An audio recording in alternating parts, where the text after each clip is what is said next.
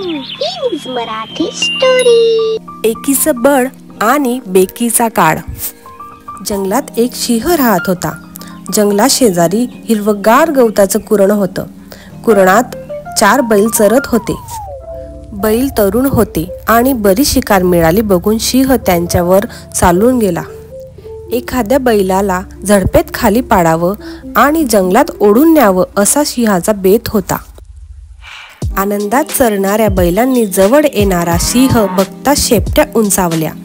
शिंगाचे भाले सरसावून ते सिंहावर धावून गेले। अंगावर आलेल्या 4 बैलांना बघून सिंहानं काढता पाय घेतला। दुसऱ्या दिवशी पुन्हा संधी बघून त्याने शिकारीचा प्रयत्न केला। याही वेळेस बैलांनी एकजुटीने सिंहाला पळवून लावलं। सिंह शिकार करण्यासाठी येऊ लागला की बैल लगेच त्याच्या भोवती कंड करू लागले। सिंह कोणत्याही दिशेने वळला तरी बैलांच्या शिंगांचे भाले त्याच्यावर धावून येऊ लागले। बैलांच्या एकीनं सिंहाची दाढ शिजेना। तो मनातले मांडे खात वाट बघू लागला आणि एके दिवशी बैलात खूप भांडण झालं। एक दुसऱ्याशी न बोलणे, दुसऱ्याचं तोंडही पाहायचं नाही असं ठरवून प्रत्येक बैल आपापल्या वेगळ्या मैदानात चरू लागला। सिंहाला ही नामी संधी लाभली होती आणि याची तो आतुरतेने वाटही पाहत होता। सिंहानं एका बैलाला गाठलं। अंगावर आलेला सिंह बघून बैलानं आजूबाजूला बघितलं। त्याला आपल्या 3 मित्रांची तीव्रतेनं आठवण झाली।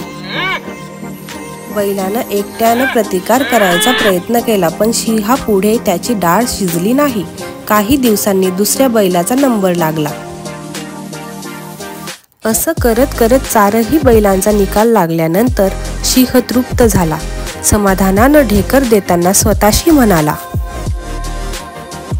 ते बैल अजूनही एकोप्याने कुरणात चरत राहिले असते पण मूर्खांच्या एकीला दुहीचा शाप भोवला।